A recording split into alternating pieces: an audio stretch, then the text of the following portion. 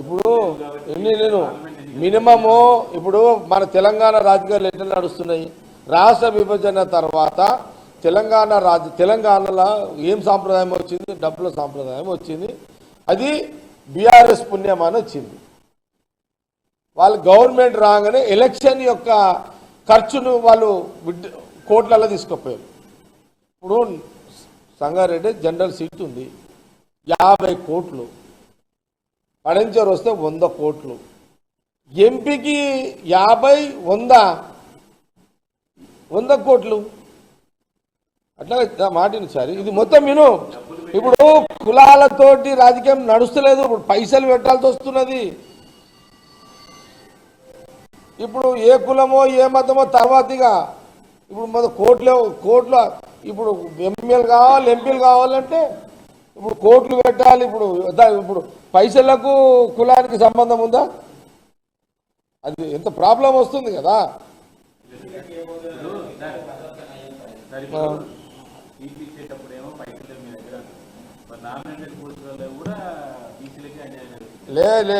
నువ్వు నేనేమంటే చారి నువ్వు బీసీ ఒకళ్ళ చేస్తున్నందుకు చాలా నీకు శబాష్.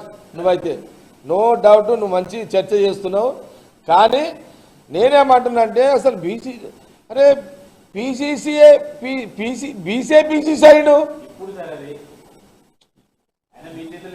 ఎప్పుడైనా కానీ ఇప్పుడు ఇక పెద్దానికి మనము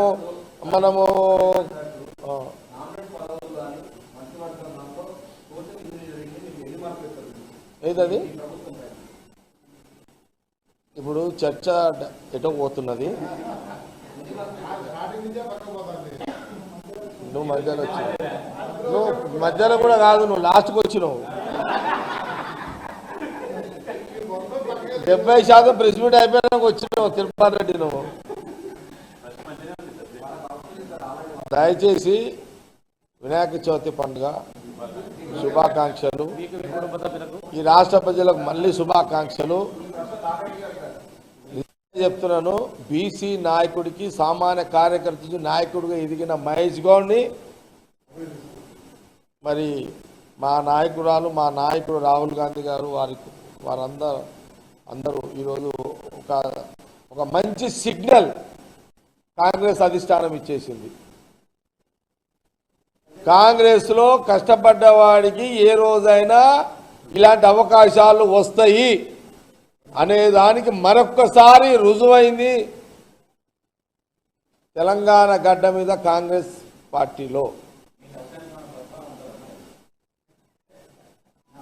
మళ్ళా అంటే కష్టపడితే కాంగ్రెస్ కార్యకర్త ఏనాటికైనా ఏమన్నా ఎలాంటి ఫలితమైనా వస్తుంది. అడిగితే కొందరికి వస్తుంది, అడగకపోయినా కొందరికి వస్తుంది. అది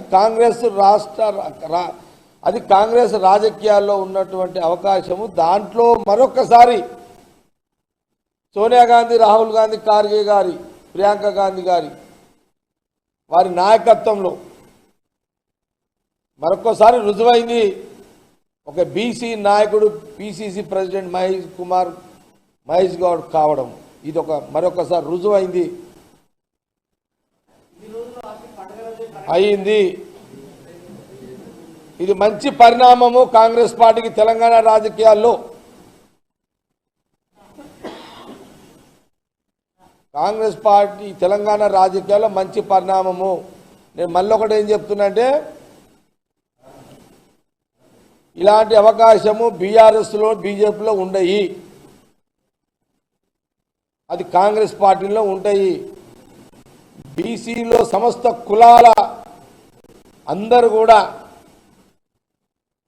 గమనించాల్సిన విషయము, సమర్థించాల్సిన విషయము, సందర్భము మహేష్ గౌడ్ పిసిసి కావడం. కాబట్టి మరొకసారి రాష్ట్ర ప్రజలకు వినాయక చవితి పండుగ శుభాకాంక్షలు తెలియజేస్తూ మహేష్ గౌడ్ పిసిసి ప్రెసిడెంట్కి ఒక బీసీ నాయకుడు మహేష్ గౌడ్ పిసిసి ప్రెసిడెంట్ సందర్భంలో మా ఆయన కూడా శుభాకాంక్షలు తెలియజేస్తూ సోనియా గాంధీ, రాహుల్ గాంధీ, ఖార్గే గారు, ప్రియాంక గాంధీ నాయకత్వంలో ఇంకా ప్రజలకు ప్రభుత్వ పార్టీ మంచి సర్వీస్నిచ్చి ముందుకెళ్తాము అనే విషయాన్ని తెలియజేస్తూ కాంగ్రెస్ పార్టీ కార్యకర్తలను, నాయకులను అందరినీ కూడా పార్టీ కాపాడుకుంటుంది, ప్రభుత్వాన్ని కాపాడుకుంటూ ప్రజలను కాపాడుకుంటూ కాంగ్రెస్ పార్టీ ప్రభుత్వము ముందుకెళ్తుందనే విషయాన్ని మరొకసారి మీడియా ద్వారా యావత్ తెలంగాణ ప్రజానీకానికి అందరూ కూడా తెలియజేస్తూ మరొకసారి రాష్ట్ర ప్రజలకు వినాయక చవితి పండుగ శుభాకాంక్షలు.